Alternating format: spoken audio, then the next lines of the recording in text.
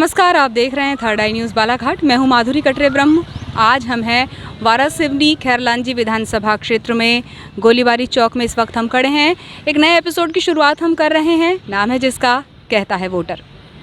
इस एपिसोड में हम टटोलेंगे जनता की नब्ज़, जानना चाहेंगे उनके विचार आने वाले विधानसभा चुनाव को लेकर। जनता का क्या मन है, किस नेता को वो अपना पसंदीदा नेता समझते हैं, क्या कुछ दरकार है, किस तरह से राजनीतिक समीकरण बदलेंगे, आइए जानते हैं आज के इस एपिसोड में, नाम है जिसका कहता है वोटर।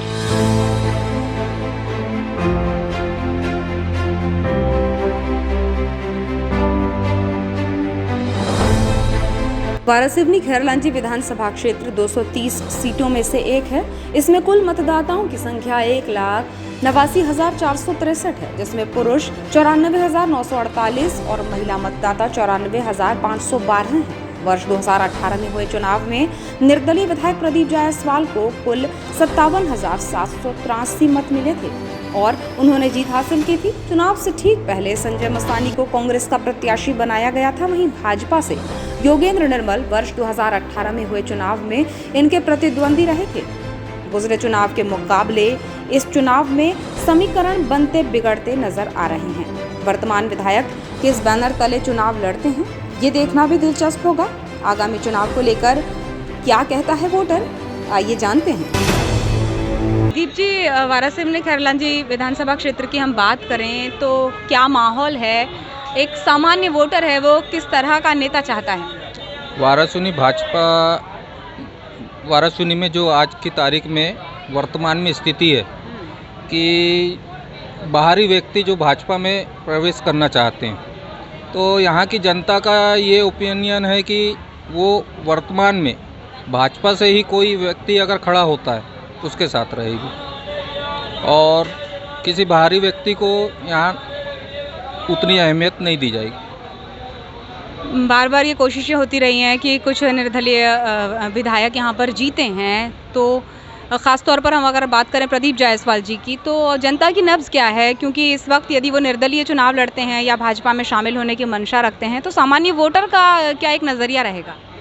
ऐसा नहीं है, वो एक परिस्थिति थी जब वर्तमान में यहाँ पे जो चुनाव हुए थे, उनको एक लहर मिल गई थी कि वो निर्दलीय लड़ रहे थे, कांग्रेस से उनकी टिकट काट दी गई थी, इसलिए जनता का झुकाव उनके तरफ हो गया था। इस बार ऐसा कुछ नहीं है। मुर्तजा जी, यहाँ पे जो वर्तमान विधायक हैं, निर्दलीय चुनाव लड़े हैं प्रदीप जायसवाल जी, आगामी समय में जब चुनाव होने वाले हैं तो एक वोटर की क्या मंशा है? वो तो गुड्डा भैया को ही चाहते हैं, है ना। वो जो है गरीबों के लिए बहुत बढ़िया विधायक है वो, और जब भी कभी कोई काम गरीबों का होता है तो चले जाओ तो काम हो जाता है उनका। अच्छा, तो मतलब क्षेत्र में बहुत लोकप्रिय है। लोकप्रिय है। ये भी हम आपसे जानना चाहेंगे कि वो हमेशा कहते हैं कि जनता का जैसा मन होगा मैं उस तरह से पार्टी ज्वाइन करूंगा या निर्दलीय लड़ूंगा।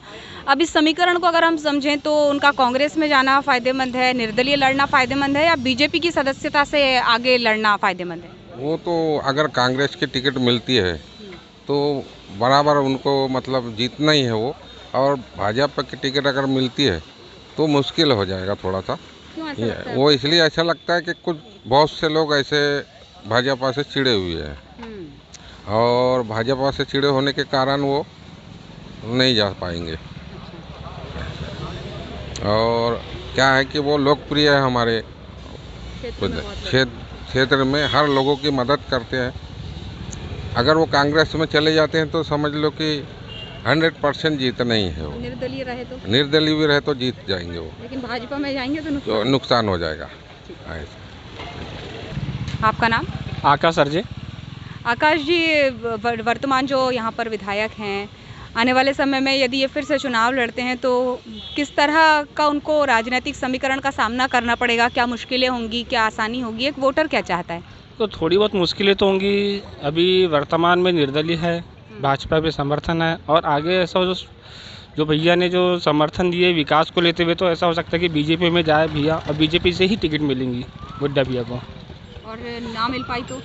ना मिल पाए तो फिर तो है ही अपने विधायक निर्दलीय, पिछले बार जो निर्दलीय जीते, इस बार भी निर्दलीय लड़के जीत के आएंगे। तो मोदी जी की लहर चलेगी नहीं फिर ऐसे में? चलेंगे तो गुड्डा भैया की लहर चलती वाराणसी में। मोदी जी तो अपने एरिया में है, पर अपने वाराणसी खैरलान जी में गुड्डा भैया है, प्रदीप जायसवाल जी। जी वाराणसी वार्ड नंबर 13 का निवासी हूँ। हाँ, अभी आगामी समय में विधानसभा चुनाव होने वाले हैं। क्या जनता का मन है, किस तरह का नेता जनता चाहती है? क्या पार्टी की विचारधारा पर विश्वास करके आप वोट करेंगे? मतलब जनता का क्या मन है इस बार? देखिए, राजनीति में पार्टी की विचारधारा तो महत्वपूर्ण होती है, लेकिन हमारे वाराणसी विधानसभा की स्थिति हर चुनाव में बहुत ही विचारणीय और अलग रहती है। जनता की जो स्थिति, जनता ये चाहती है कि हमारे क्षेत्र का विकास हो, एक अच्छा नेता जो क्षेत्र के हम मतलब क्षेत्र में हर क्षेत्र में विकास कराए, खेल हो, सांस्कृतिक कार्यक्रम हो, रोड हो, स्कूल हो, और जो भी सुरक्षा व्यवस्थाएं वो भी बहुत अच्छी होना चाहिए। तो जनता तो यही चाहेगी कि हमारे भी जो भी नेता चुनकर आए वो एक बहुत अच्छा कार्यकर्ता हो।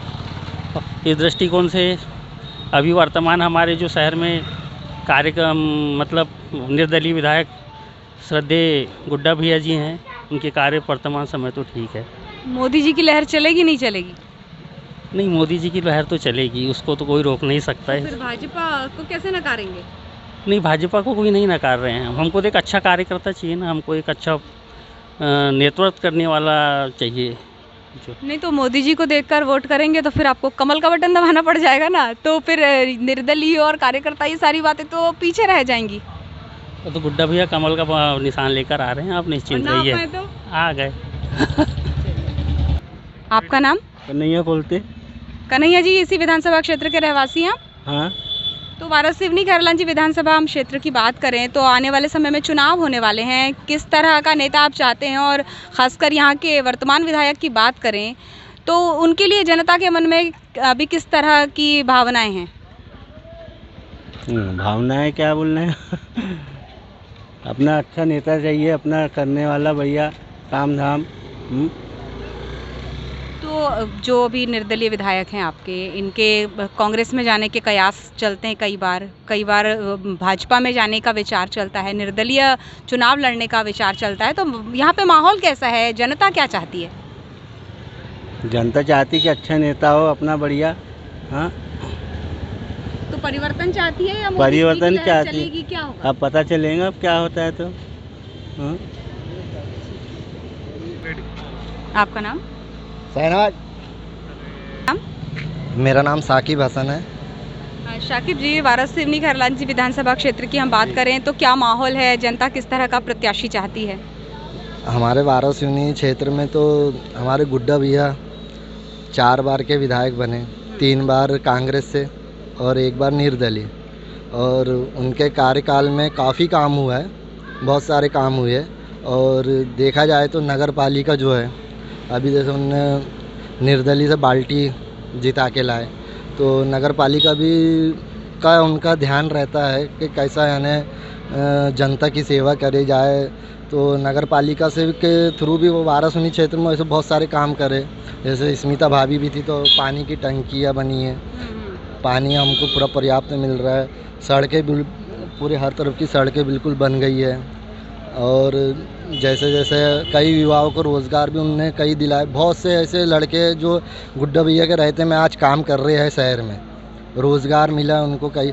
यानी गुड्डा भैया जो है यानी जनता को अच्छा यानी भैया है तो जनता खुश है। जनता खुश है यानी भैया के रहते हैं। देखिए पार्टी का ऐसा है कि कांग्रेस ने उनको कट करके संजय मसानी जी को लाई थी, तो संजय मसानी जी इसलिए नहीं चले क्योंकि वो बाहर के थे, शहर के रहते तो लोग पसंद करते, लेकिन हमारे गुड्डा भैया शहर के और हम तो उन्हीं को पसंद करते। तो जैसे शीर्ष नेतृत्व की हम बात करें, पूरी राष्ट्रीय विचारधारा की अगर हम बात करें तो जो मोदी जी की लहर है वो क्या नुकसान पहुंचाएगी यदि निर्दलीय चुनाव लड़े प्रदीप जायसवाल जी? तो नहीं, कोई उनको नुकसान नहीं पहुंचाएंगे। गुड्डा भैया यानी हर उनकी जो गाड़ी है, पहली चीज़ तो ये है, कोई ऐसा नेता नहीं है जो हर जनता के पास जाता हो।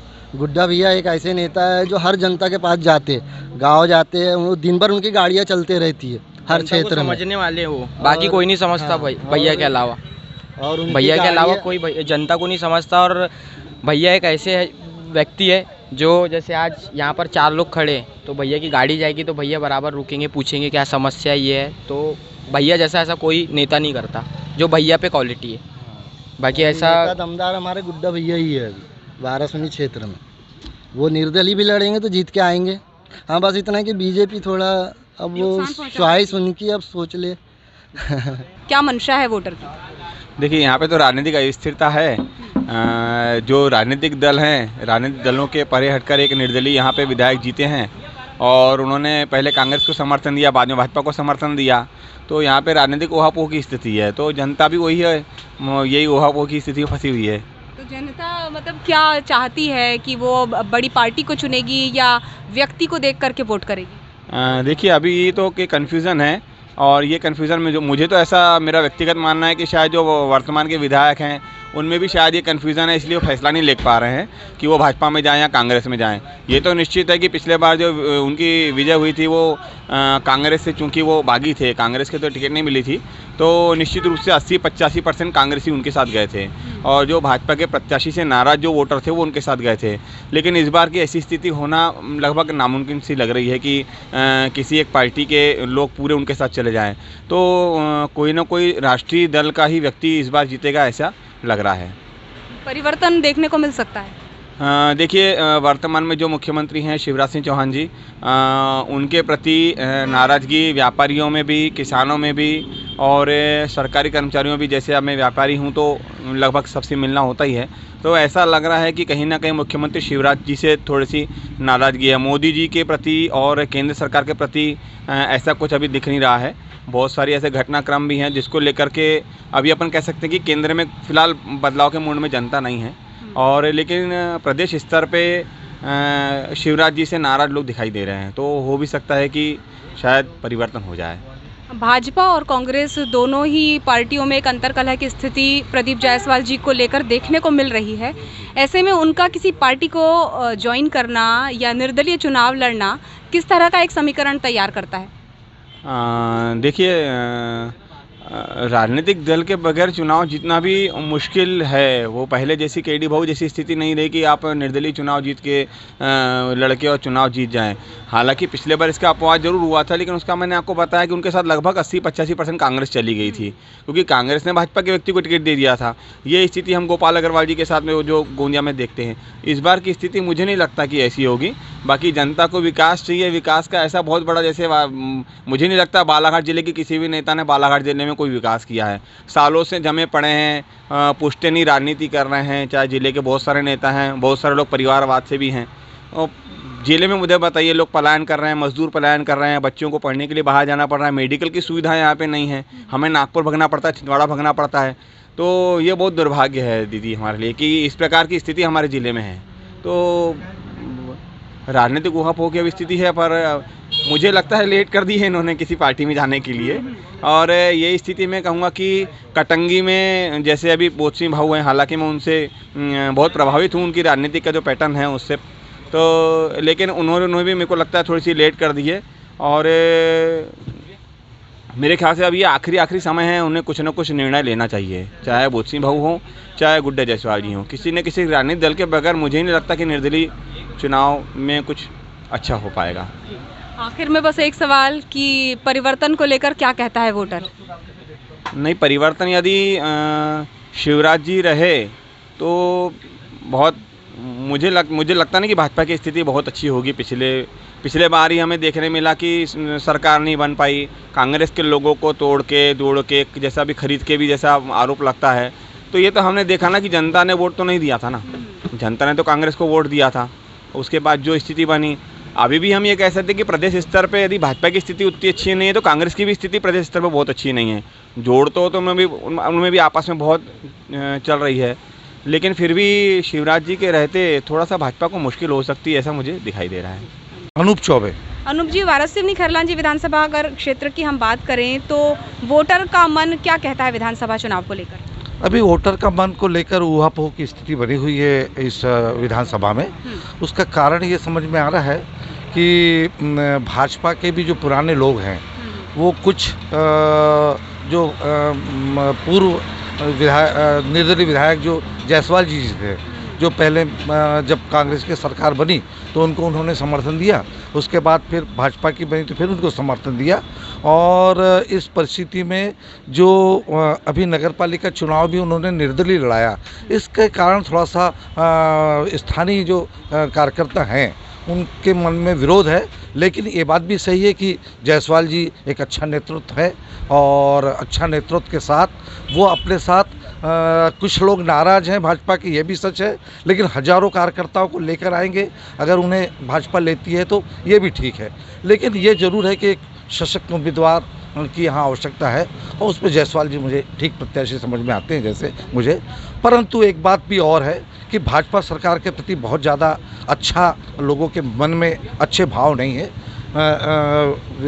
मध्य प्रदेश स्तर पर भाजपा के प्रति लोगों के मन में थोड़ा आक्रोश है। मुख्यमंत्री का चेहरा भी बदलना चाहिए, ऐसा भी लोगों के मन में विषय आते हैं। और केंद्र के बारे में तो निश्चिंत रहें कि मोदी जी हैं तो सब, मोदी है तो मुमकिन है, बस मोदी जी के प्रति कहीं कुछ नहीं है। मोदी के लिए पूरा देश एक साथ है।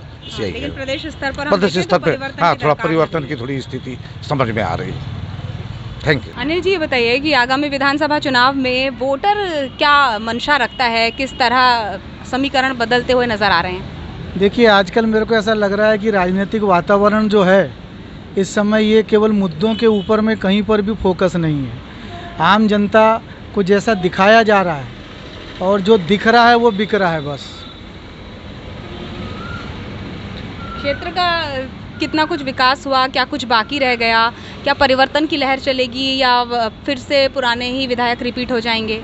मैडम देखिए, जहाँ तक विकास के मायने अगर मेरी एक आम आदमी की नज़र में है तो विकास के मायने जैसे लोग सोचते हैं कि अगर किसी को हमने अपना जनप्रतिनिधि बनाया है तो ये उसका नैतिक दायित्व बनता है कि वो लोगों की जो समस्याएं हैं, रोड है, बिजली है, पानी है, तो मैं इसको विकास की श्रेणी में नहीं लेता।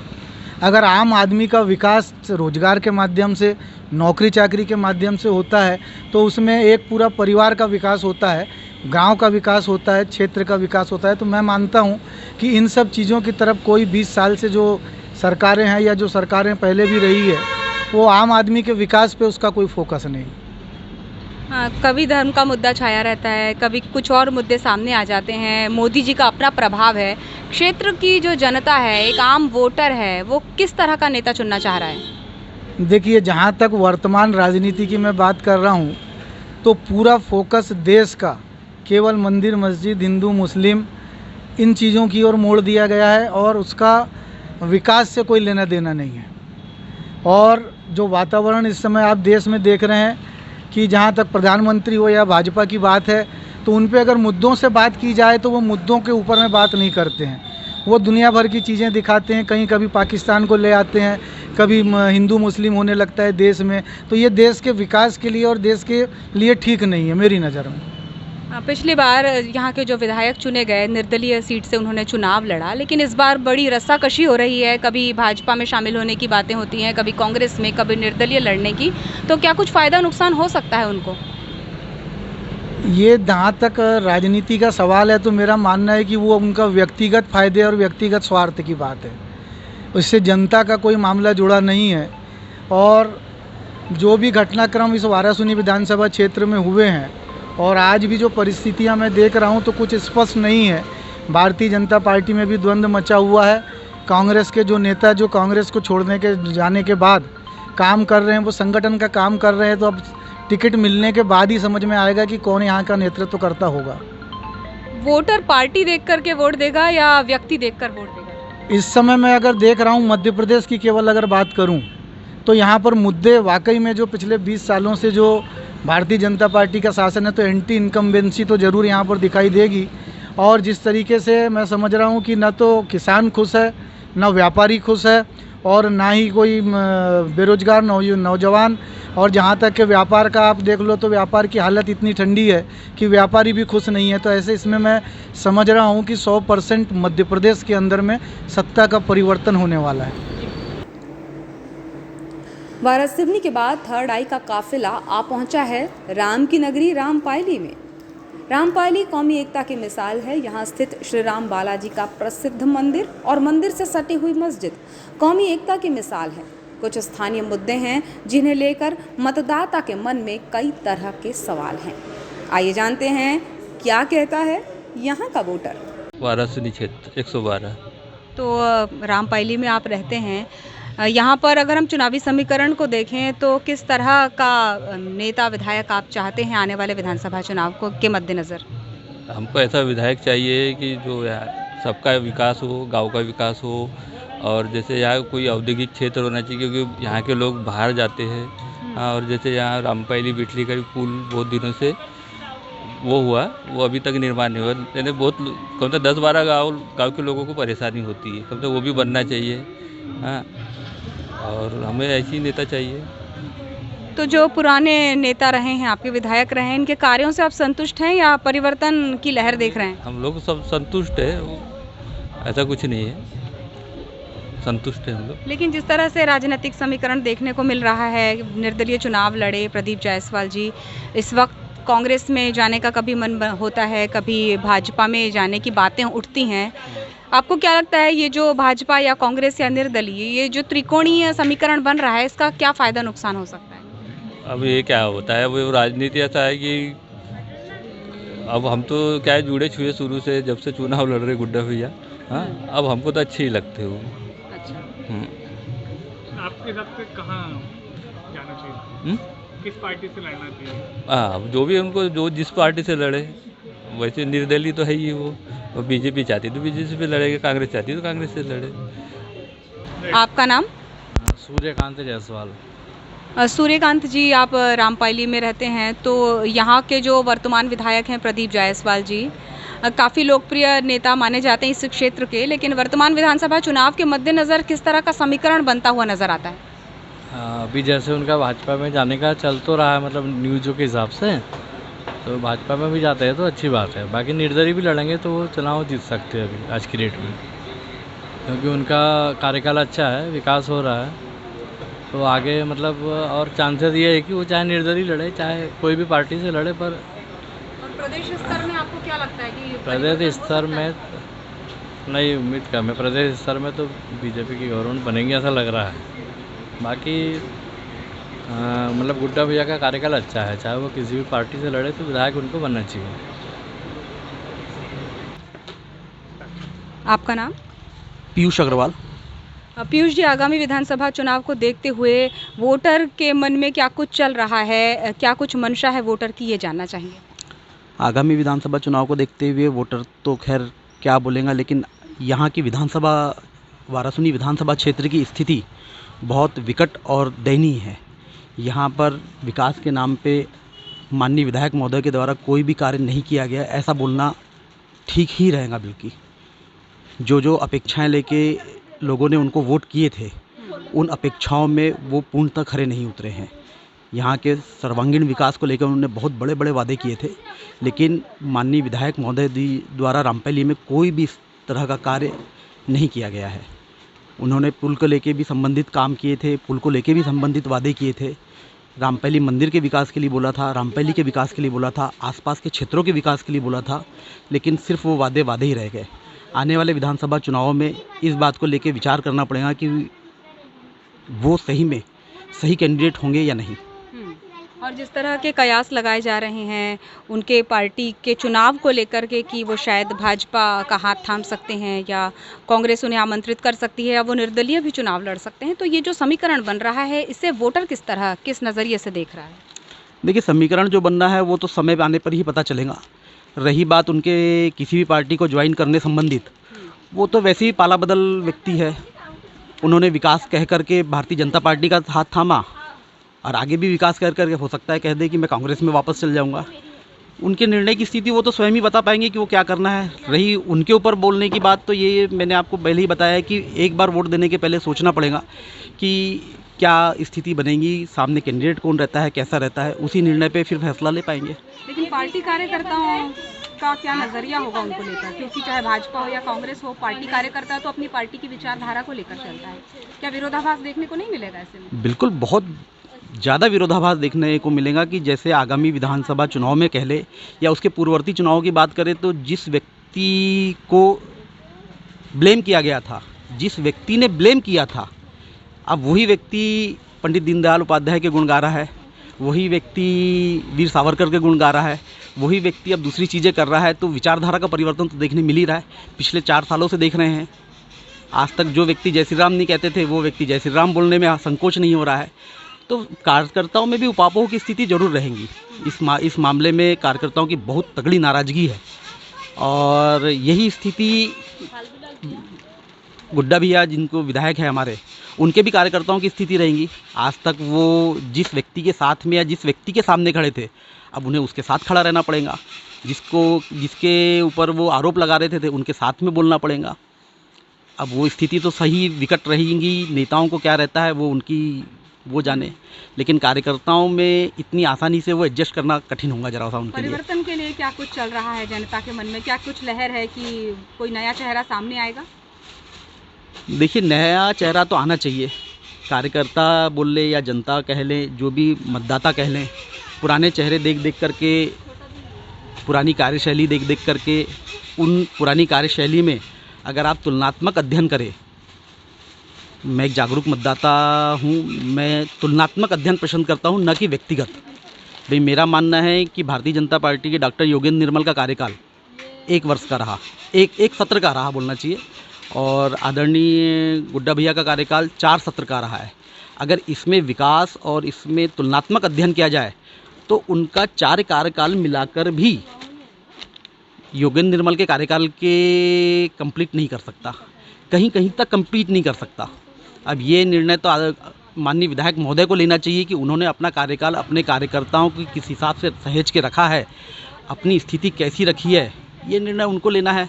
ये निर्णय भारतीय जनता पार्टी को लेना है। ये निर्णय कांग्रेस को, कमलनाथ जी को लेना है कि वो क्या निर्णय लेते हैं, कैसा निर्णय लेते हैं, कार्यकर्ताओं की स्थिति क्या रहती है, कितना विरोध सह पाते हैं, कितना विरोध झेल पाते हैं, वो तो आने वाला समय ही बता पाएगा। लेकिन इन नेताओं के अपने अपने पॉकेट वोट हैं, या एक जो वोट है उनका दबदबा है कि ये हमारे खाते में तो इतने वोट आने ही हैं। क्या आपको लगता है इसमें भी कुछ नुकसान होगा अगर ये किसी एक पार्टी को चुनते हैं? बिल्कुल होगा। स्वाभाविक तौर पे हर एक व्यक्ति अपनी विचारधारा, अपनी समझ से अपने नेता को चुनता है। अगर वो नेता ही अपनी समझ बदल देगा तो कार्यकर्ता की तो समझ और कार्यकर्ता की तो सोच उसके पीछे चलती है ना। अगर नेता ही अपनी चाल परिवर्तित करके एक ऐसी पार्टी, एक ऐसी विचारधारा से जुड़ेगा जो कभी उसके खिलाफ रहा है, जो कभी उसके अगेंस्ट रहा है, और वो परिवर्तन इकट्ठे ला लेगा, तो फिर कार्यकर्ता कैसे नहीं चिंतित होगा। और इसका प्रत्यक्ष उदाहरण पिछले विधानसभा चुनाव है, जब कांग्रेस को, भारतीय जनता पार्टी के कार्यकर्ता को कांग्रेस ने अपना कैंडिडेट बनाई थी, संजय मसानी जी को। उन्होंने जो बेसिक वोट लिया वो तो भारतीय जनता पार्टी का वोट लिया था। कांग्रेस का बेसिक वोट तो उसकी विचारधारा गुड्डा जायसवाल के साथ जुड़ी हुई थी, वो उनके साथ कन्वर्ट हो गया। तो परिवर्तन और सोच का तो फर्क बैठना है, ऐसा मेरा मानना है। आपका नाम? जितेंद्र खरोले। जितेंद्र जी, आप रामपायली में रहते हैं, तो जनता का क्या मन है, वोटर क्या कहता है आने वाले विधानसभा चुनाव को लेकर? वोट तो सब बीजेपी बोलते हैं। बीजेपी। भाजपा को वोट करेंगे आप? क्षेत्र के विकास को लेकर के क्या जो कुछ वादे हुए, वो जो विधायक हैं उस पर क्या खरे उतर पाए आपके नज़रिए से? हाँ, उतर पाए तो खरे उतर पाए हैं, है ना। तो आने वाले समय में आप भाजपा को वोट करेंगे। और गुड्डा जायसवाल जो यहाँ के अभी विधायक हैं, अगर वो भाजपा से चुनाव लड़ते हैं तो उनको क्या इसका फ़ायदा मिलेगा? हाँ, फ़ायदा तो मिलेगा। पार्टी से लड़ेंगे तो फ़ायदा मिलना ही है। और निर्दलीय लड़े तो अब वो देखो जनता के ऊपर है। क्यों दीनू भाई? रुको, बोलती। क्या नाम है आपका? साहबती सोनवीर से। तो साहबती जी, अभी चुनाव आने वाले हैं, है ना, विधानसभा के चुनाव आएंगे, तो कैसा नेता आप चुनेंगी? अपन को जो इच्छा में आया वही को चुन लेंगे अपन। जो अपना मन में लगा वही को चुन लेंगे। तो यहाँ पर कुछ काम हुआ है? आप तो इतने सालों से यहाँ रह रही हो। कोई काम नहीं हुआ हमारा, 1 रुपया का फायदा नहीं हुआ। 1 रुपया का। कैसा चाहते हो, कैसी हाँ, सरकार आना कुछ चाहिए? नहीं चाहते, कोई सरकार आए, अपना रोजी रोटी से लगे हैं, काम खत्म। लेकिन अपना काम करना है, सरकार अपना काम करती रहे। अपना काम करते रह रहे हैं, जी रहे हैं, अपन को कोई फायदा नहीं। नेताओं से भी ना कुछ मतलब नहीं। तो नेता लोग कभी आके पूछते हैं कि अपने क्षेत्र में? नहीं, कोई नेता नहीं आते और पूछते नहीं। गरीबों को कौन पूछता, बड़े बड़े को देखते हैं, गरीबों को कौन सुनता है, ऐसा है। रचना जी, आगामी विधानसभा चुनाव को देखते हुए एक महिला वोटर होने के नाते क्या वोटर की क्या मंशा है, क्या चाहता है वोटर? बस यही चाहते हैं कि हमारे क्षेत्र का विकास हो, जो भी जिन्हें भी हम वोट देकर यहाँ पे अपने क्षेत्र में लाएं तो वो केवल विकास की सोचें, क्योंकि बहुत पिछड़ा हुआ हो चुका है। मतलब हमारा ये जो क्षेत्र है यहाँ पर बहुत सी चीज़ों की कमियां हैं, तो उस चीज़ों को ध्यान में रखें, क्योंकि आजकल नेता लोग इस चीज़ को ज़्यादा सोचते नहीं हैं। इसलिए उनका पहला ये काम ये है कि पहले अपने क्षेत्र के बारे में सोचें, विकास के बारे में सोचें, किस चीज़ की ज़रूरत है, इस चीज़ के बारे में सोचें। आम लोगों के बीच में बैठें, उनकी राय लें, उनसे पूछें किस चीज़ की ज़रूरत है, क्या होना चाहिए, क्योंकि आम लोग ही जानते हैं कि क्या होना चाहिए। नेताओं लोग तो अपने बंगले में से बाहर निकल के ये सारी प्रॉब्लम देखते नहीं हैं। बस यही सोच है कि विकास होना चाहिए, इस पर ध्यान दें। देखिए, नेताओं की बात की आपने तो बड़े बड़े वादे हुए हैं, और हाल ही में लाडली बहना योजना की हम बात करें तो क्या ये जो योजना है आगामी चुनाव में, इस योजना की वजह से जो महिला मतदाताओं के मन में कुछ अंतर आ सकता है अपना मत दान करते वक्त? देखिए, ऐसा है कि योजनाएं तो कई सारी निकली हुई हैं, और मुझे लगता है कि पहले भी ऐसी कई योजनाएं निकली हैं, लेकिन उतना लाभ नहीं हुआ। जैसे अभी बीच में एक योजना और निकली थी, तो उसमें अकाउंट में आम लोगों के, महिलाओं के पैसे आएंगे, तो ऐसा कुछ भी नहीं हुआ। ठीक है, और अभी ये जो लाडली बहना योजना निकली है, तो मुझे लगता है कि बस ये चुनाव तक का है, ये एक ऑफ़र है लॉलीपॉप की तरह। चुनाव हुए, योजनाएँ बंद, बस यही है। जैसा आपने कहा कि काफ़ी टाइम से कुछ परिवर्तन नहीं हुआ है, कुछ विकास नहीं हुआ है, तो क्या आप कुछ चेंज चाहती हैं, चाहे प्रदेश स्तर पर हो या यहाँ वर्तमान स्तर पर हो? ऐसा लगता है कि कुछ बदलाव होना चाहिए? बिल्कुल बदलाव होना चाहिए, और भी जगह जाके, मतलब और भी स्टेट में जाकर देखिए कितना डेवलप हो चुका है। और ये हमारा एमपी है तो काफ़ी बैकवर्ड कहलाता है। ये सीजी चले जाइए, आप महाराष्ट्र चले जाइए या अदर स्टेट चले जाइए, वहाँ पर इतना डेवलपमेंट हो चुका है कि मतलब एमपी तो बहुत पीछे है वाकई में। अब्दुल सोहेल जी, जनता का क्या मन है आने वाले विधानसभा को लेकर के? वोटर क्या कहता है? अभी तो वोटर यही कहता है कि भाई जो कि अभी यहाँ पर विधानसभा चुनाव जो भी होने वाले नवंबर को, उसको लेकर जनता का ये काम है कि जनता कंफ्यूज है, क्योंकि गुड्डा भैया ने समर्थन देकर काम करवाया, तो जनता उस चीज़ से तो बहुत खुश है और सब भैया के साथ है। और अभी जनता कुछ खुलकर सामने तो नहीं आई है, लेकिन मेरा मानना है कि भैया जहाँ जाएंगे जनता शायद काम को देखकर उनको वोट जरूर करेगी। लेकिन भाजपा में जाने की जो कवायदें चल रही है प्रदीप जायसवाल जी की, तो भाजपा में जाना उनके लिए फ़ायदेमंद होगा या नुकसानदेह होगा? क्योंकि पार्टी में भी ये विरोधाभास देखने को मिलता है कि लोग कहते हैं कि हमको कोई बाहर का नेता नहीं चाहिए। पार्टी का तो पता नहीं, अब वो तो गुड्डा भैया स्वयं जाने की उनका क्या मन है। बाकी कार्यकर्ताओं की अभी मीटिंग नहीं हुई है, और इस विषय पे जब भैया सबको उनका एक रहता है कि वो कार्यकर्ताओं से पूछते हैं, उसके बाद अपने जनताओं से पूछते हैं, उसके बाद ही कुछ निर्णय लेते हैं। तो जनता का क्या मत है? वो भाजपा अभी चुनेगी या प्रदीप जायसवाल? अभी तक तो जनता उनके साथ है, अभी समर्थन में जनता उनके साथ है। अब आगे देखते हैं, साथ ही रहेगी, हमारा ये मानना है। वारासिवनी खैरलांजी क्षेत्र के आप मतदाता हैं, तो यहाँ के वोटर का क्या मन है, क्या वोटर कहता है, ये बताएं। अभी तो मैडम चुनाव के लिए 6 महीना टाइम है, फिर भी अभी ऐसा जनता का रुझान आ रहा है कि कांग्रेस की लहर चल रही है प्रदेश स्तर पर। प्रदेश स्तर पे भी, और आने वाले समय में अभी कर्नाटक के चुनाव के बाद में देश स्तर पे भी चलेंगी ये। अच्छा, और इस क्षेत्र की अगर हम बात करें तो किस तरह का नेतृत्व चाहते हैं? यहाँ पर कांग्रेस का नेतृत्व रहेगा, जिसको भी कांग्रेस से टिकट मिलेंगी वो चुनाव जीतेगा यहाँ से। और प्रदीप जायसवाल जी के लिए क्या कहना चाहेंगे? वो कांग्रेस जी थे कांग्रेस में, उनको कांग्रेस ही नहीं जिताई थी, लेकिन अभी वो निर्दलीय होने के कारण जनता को, सरकार को समर्थन दे रहे हैं। लेकिन जो टिकट की बात है, जो कांग्रेस से टिकट लेकर आएगा वो चुनाव जीतेगा यहाँ पर, किसी व्यक्ति विशेष से नहीं। उनका जो वोट बैंक है उसमें किस तरह का फेरबदल देखने को व्यक्ति विशेष का वोट बैंक नहीं होता, पार्टी का वोट बैंक होता है। पार्टी जिसको चाहेंगे उसको जिताएंगे, और जनता का रुझान कांग्रेस की तरफ है, किसी व्यक्ति विशेष की तरफ नहीं। आपको लगता है परिवर्तन होगा? परिवर्तन होगा।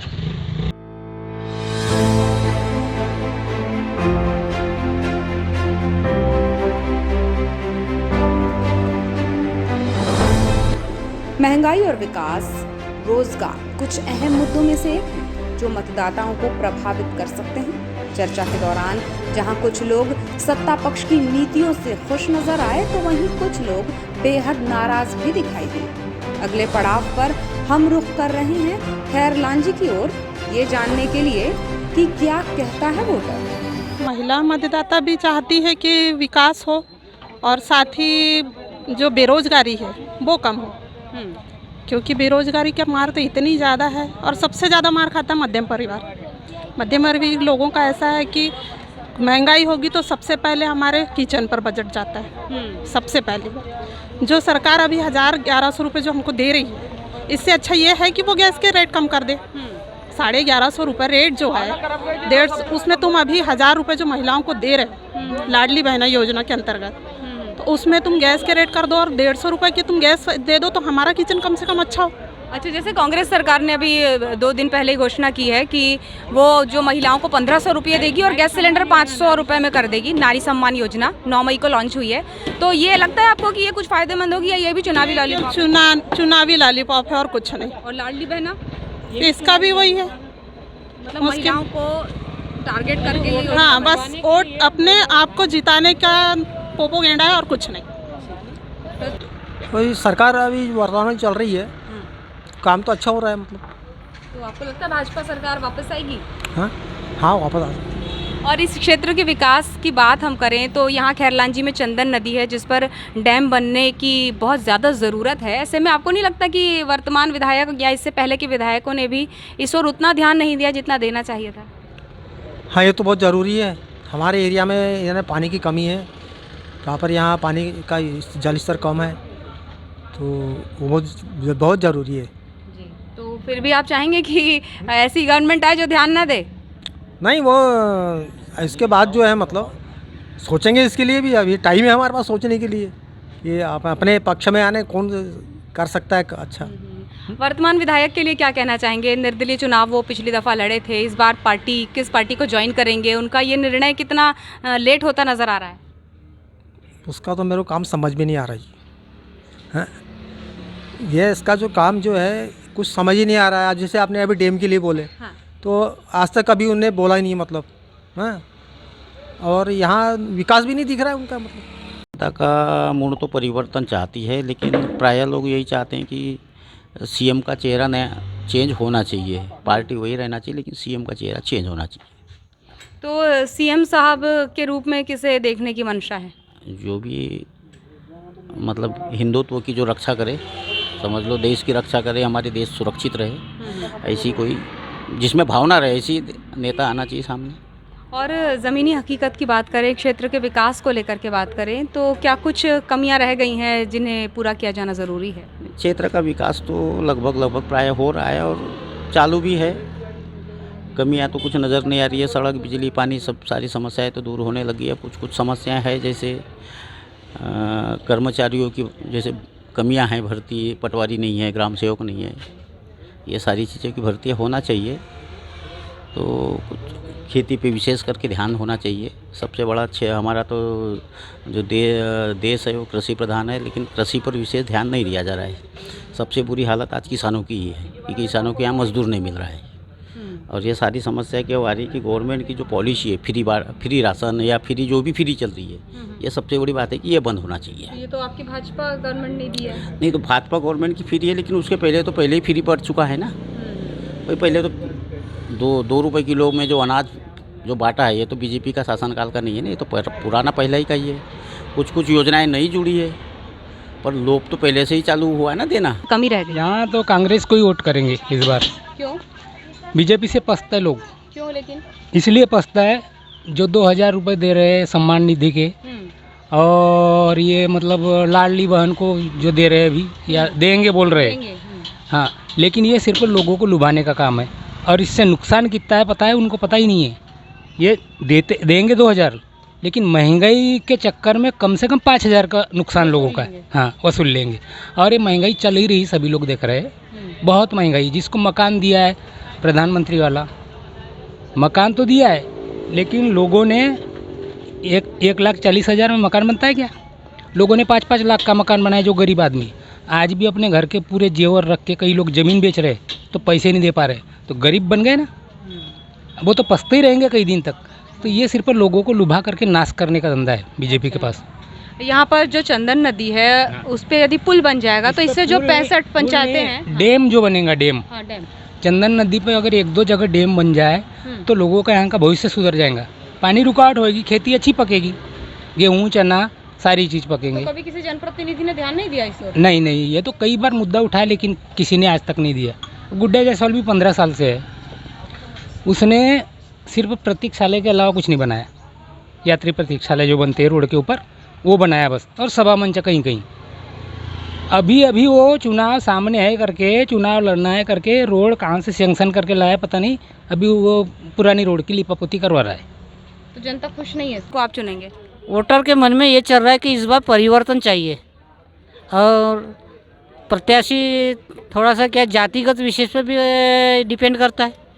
हाँ, तो जातिगत समीकरण तो देखने को मिलता है। हाँ, जातिगत समीकरण देखने को मिलता है ना। लेकिन वोटर क्या चाहता है क्षेत्र वो में? वोटर परिवर्तन चाहता है इस बार। कारण? उसका कारण है कि मैडम महंगाई देखो, अब गैस का रेट देखो, आप खाद का रेट देखो, ये सब में परिवर्तन हो रहा है। और फिर क्या है, कांग्रेस सरकार ने किसानों का जो कर्ज माफ़ का वादा किया था, वो धीरे धीरे वादा को निभाते जा रही थी, उसमें उतने में उनकी सरकार गिरा दी है। तो किसान लोग चाहते कि फिर से कांग्रेस की सरकार बने। अब वोटर के मन में ये है मैडम कि पार्टी विशेष पे है कि किस पार्टी से सीट मिले उनको, ऐसा है ना। कांग्रेस से मिलती है तो फिर आप कांग्रेस को जिताएंगे? जी हाँ। और भाजपा में जाते हैं यदि तो जायसवाल जी? भाजपा में जाए हम तो कांग्रेस को ही जिताएंगे इस बार। तब परिवर्तन के मूड में है? हाँ, परिवर्तन के मूड में। किस तरह का आप अपना प्रतिनिधित्व चाहते हैं, किस तरह का नेता चाहते हैं? हम तो देखो कि गरीब लोगों का जो नेतृत्व करते रहे, हमको ऐसा नेता चाहिए। और पहली बात तो अपन ऐसा है, देखो शिवराज सरकार में तो बहुत सारा घोटाला है, हर चीज़ को लेके हुए हम लोग परेशान है, गरीब लोग, आम जनता लोग। तो इसलिए हम चाहते हैं कि इस बार बदलाव चाहिए अपने को। तो शिवराज सरकार से खुश नहीं है? नहीं है, एक नंबर का घोटालेबाज है। रोजगार के लिए क्या कहना चाहेंगे? आप तो युवा हैं, क्या रोजगार के लिए देखो अब मैडम क्या है, अभी घोटालेबाज सरकार है तो इसमें ना ढंग से ना रोजगार मिल रहा है गरीब लोगों को, ना कुछ मिल रहा है। मेन मुद्दा महंगाई का यहाँ पे, गरीब लोग महंगाई के कारण बीजेपी को नहीं चाह रहा है अभी, ये दिक्कत है। प्रत्यक्ष से कोई भी खड़ा हो, जैसे अभी गुड्डा भैया भी ठीक है, मगर मेन सरकार बनाने का काम है तो वो मुख्यमंत्री बनेगा, तो मुख्यमंत्री उसी पार्टी का बनेगा जो महंगाई कम कर सकता है। तो कुल मिलाकर जो जनता है वो परिवर्तन के मूड में है? हाँ, परिवर्तन मूड में है सर। हाँ। अच्छा, जो यहाँ के वर्तमान विधायक हैं प्रदीप जायसवाल जी, उनमें भी यह असमंजस की स्थिति है कि वो चुनाव किस पार्टी के बैनर तले लड़ेंगे या निर्दलीय लड़ेंगे, उनको लेकर के क्या जनता का मन है? देखो, उनने तो अभी डिसाइड नहीं किए, अगर वो चेंज करेगा सत्ता तो कुछ न कुछ फर्क गिरेगी। तो बीजेपी से क्यों खफा है इस बार वोटर? देखो, बीजेपी ने बहुत ज़्यादा नुकसान लगा दिया है। लेकिन मंदिर तो बनवा दिया राम जी का। मंदिर बनने से क्या होता है मैम, किसी का पेट थोड़ी चल रहा है, मंदिर बनने से भगवान बैठा दिए, पेट तो चलना चाहिए। इतनी महंगाई लगा दी है, इतने हर चीज़, तो फिर क्या फ़ायदा है। दर्शकों, इस तरह हमने वारासिवनी खैरलांजी विधानसभा क्षेत्र के मतदाताओं की नब्ज टटोलनी चाहिए। कहीं महंगाई तो कहीं बेरोजगारी का मुद्दा छाया रहा। कुछ केंद्र, राज्य और विधायक की नीतियों से खुश दिखाई दिए तो वहीं कुछ लोगों ने सत्ता परिवर्तन के पक्ष में बात कही है। वोटर सूझबूझ से चुनेगा अपना विधायक। ये थी वारासिवनी खैरलांजी विधानसभा क्षेत्र के मतदाताओं के मन की बात। अगले क्षेत्र के मतदाताओं की बातें जल्द आप तक पहुंचाएंगे। देखना ना भूलें हमारी खास पेशकश कहता है वोटर।